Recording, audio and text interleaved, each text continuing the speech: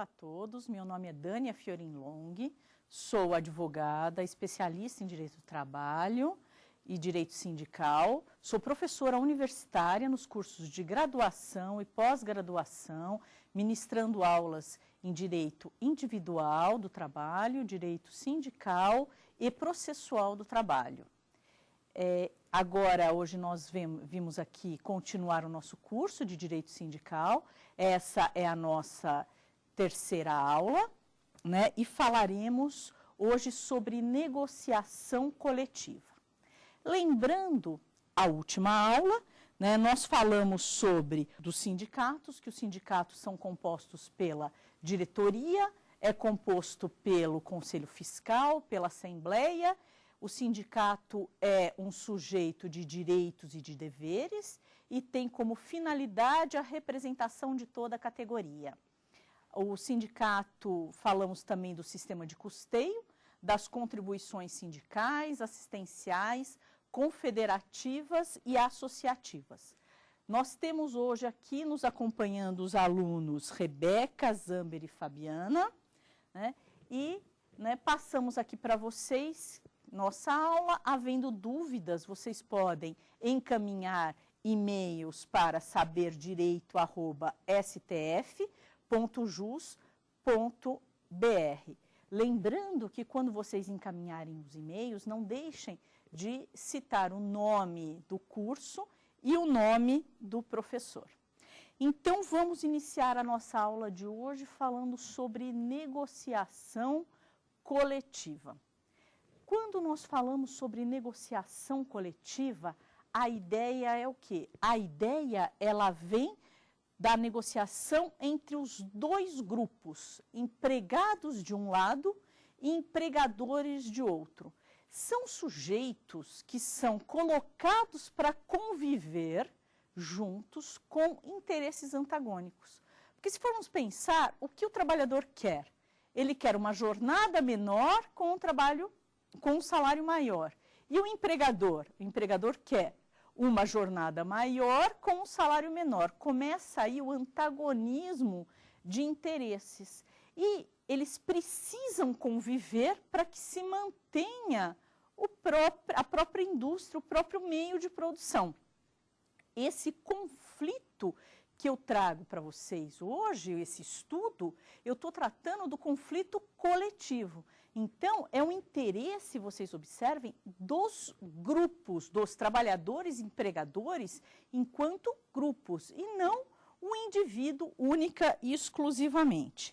Quando se fala, né, nos conflitos coletivos, eu identifico o conflito coletivo em razão dos sujeitos, né, dos sujeitos enquanto grupos.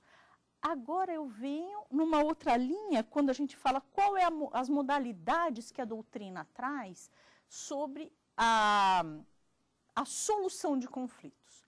Então eu tenho, né, havendo esse conflito, as partes precisam dirimir essa questão, elas não podem viver a eternidade sob conflito. Tem duas formas que vai se dirimir o conflito, vai se chegar a uma solução, né? A forma é através da autocomposição, ou seja, as duas partes se compõem sozinhas, ou da heterocomposição. Eles chamam um terceiro para resolver esse conflito. No caso, quando eu falo da autocomposição, essa autocomposição se formaliza através de acordos e convenções coletivas.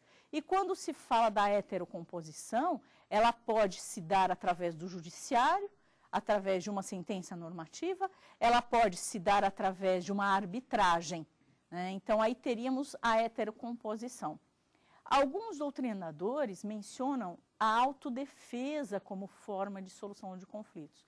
Eu trago aqui para vocês uma reflexão, né? A autodefesa, ela seria uma forma de se alcançar a solução, né? E não a própria solução, porque a solução se dá, por fim, né, na heterocomposição ou na autocomposição. A autodefesa, o exemplo que vocês conhecem, né, a autodefesa coletiva é a greve, né? E a greve por si só, ela não soluciona, mas ela é um mecanismo para se solucionar. Diante desse contexto, né, quando a gente coloca a questão negocial, né, a questão negocial, ela é o quê? Ela também é uma fonte, é um procedimento que serve como fonte das relações do ordenamento jurídico. E lembrando algumas fontes do ordenamento jurídico, nós temos a fonte legal, que vocês já conhecem, que é a nossa brasileira, que a fonte em que você se regra pelo poder estatal de legislar. Nós temos a fonte consuetudinária, que são as fontes costumeiras, então as regras se fazem pelos costumes, a jurisdicional, onde você tem a jurisprudência, as decisões a respeito de casos semelhantes, e por fim, o que nós vamos tratar hoje, sobre a fonte negocial. E essa fonte negocial, ela decorre do quê? Da manifestação da vontade humana. Essa é a ideia, é aquilo, né? Como é que, o que eu quero, qual é o meu desejo? Né? Essa manifestação é a exteriorização da liberdade do indivíduo em manifestar a sua vontade, se contrapor a outra vontade e se chegar a um senso comum. Então, é o cidadão produzindo. Isso a gente encontra, fazendo um paralelo no direito individual, nos contratos individuais. Então, nos contratos, eu tenho a manifestação da vontade. E aqui, o que eu vou fazer? Para chegar a um senso, eu preciso primeiro iniciar esse meu pleito, esse meu pedido, que se dá pela negociação. Quando eu coloquei a negociação se dá pela vontade, ele está refletindo o quê? Uma autonomia de vontade. Eu não estou falando aqui na autonomia, nos grupos, então, aqui o Instituto é autonomia da vontade coletiva. É a expressão da coletividade do grupo, dos trabalhadores enquanto grupo. A primeira observação que se dá, quando se fala nessa autonomia de vontade coletiva, se coloca como pressuposto a ideia da equivalência dos seres coletivos. Como assim? Deixa eu esclarecer melhor. Quando eu estou tratando de um empregado que vai firmar um contrato de trabalho, ele chega para o dono de uma grande empresa, o dono da empresa chega e fala assim para ele: olha, esse contrato de trabalho, eu quero que você faça uma jornada de 10 horas. Eu quero que você ganhe menos que um salário mínimo. São questões que estão fora da lei. Muitas vezes ele acaba aceitando por quê? Porque ele é hipossuficiente. Olha, você vai trabalhar sem registro. Ele aceita porque ele não tem outro emprego, porque ele é mais fraco nessa relação. Isso a gente já viu em direito material. Nós temos o quê? Em direito individual. Nós temos o quê? Uma relação entre empregado e empregador e que existe uma diferença. O empregado é mais fraco na relação. Quando eu trato de sindicato, o sindicato, na manifestação da vontade dele, ele não é um hipossuficiente. O sindicato, ele está o quê? Ele está amparado pelas regras de proteção sindical. Primeiro, quando o dirigente sindical senta numa mesa de negociação, o empregador dele não vai mandar ele embora. Ele já tem essa garantia de emprego. A outra questão é que ele trouxe essa vontade do grupo como um todo. Então, não existe hipossuficiência na relação entre dois sindicatos ou sindicato de trabalhadores e empresa. O sindicato não tem um jurídico, o sindicato não tem uma estrutura econômica, não tem dinheiro. Então, ele tem toda uma estrutura onde se observa o princípio da equivalência dos seres coletivos. O poder de ser livre.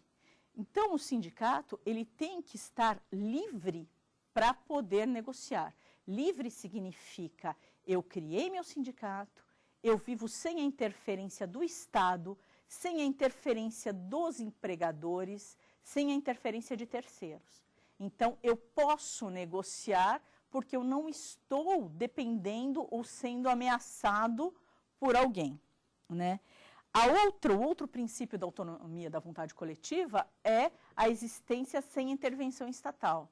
Antes de 88, na década de 70, quando as negociações dos metalúrgicos eram muito intensas no ABC Paulista, os sindicatos dos metalúrgicos, salvo engano em 77, ele foi fechado por intervenção do Estado, durante uma negociação com, né, as metalúrgicas. O que significava isso? Significa que, como eu posso negociar e reivindicar melhores condições, se o Estado vem e fecha minhas portas?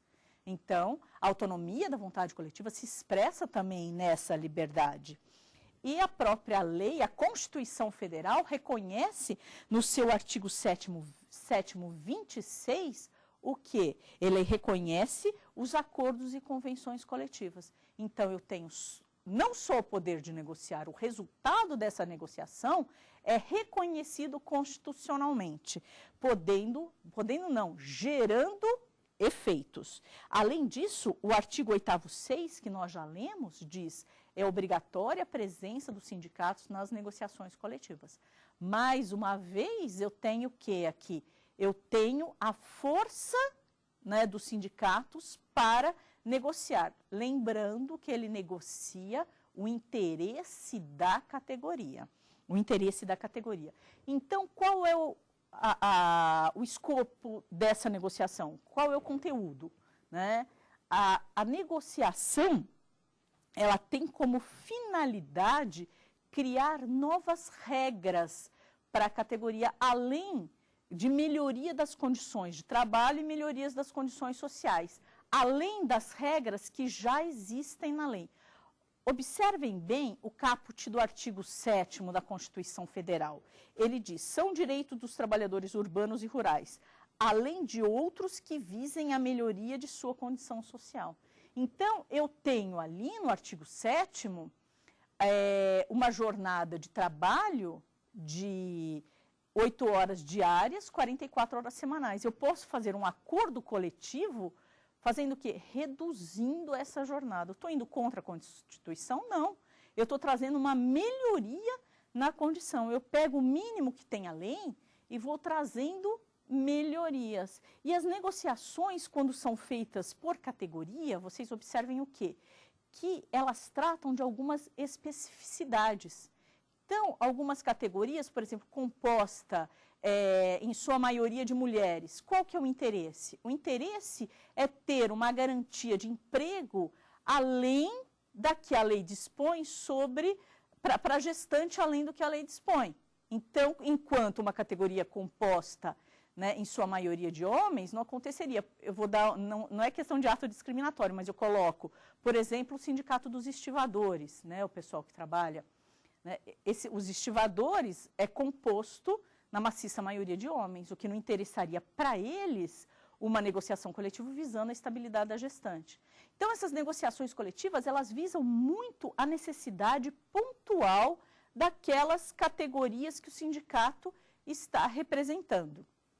Né? A finalidade primordial das negociações coletivas é trazer melhoria às condições de trabalho e às condições sociais. Quando se fala, então, nas negociações coletivas, eu tenho uma estrutura dessa negociação. A estrutura, ela começa numa periodicidade anual. Então, costuma-se, né, negociar uma vez por ano em determinada data. As categorias, elas têm uma data chamada data base. A data base é uma data em que você coloca aquele dia do ano para, né, se firmar o que foi negociado. Então, eu tenho, por exemplo, uma categoria da indústria da confecção, dia 1º de novembro. Aquele dia, eu já tenho que ter firmado a minha negociação, ela vai se formalizar através da convenção coletiva ou do acordo coletivo. Mas a negociação, ela sempre visa o quê? Um período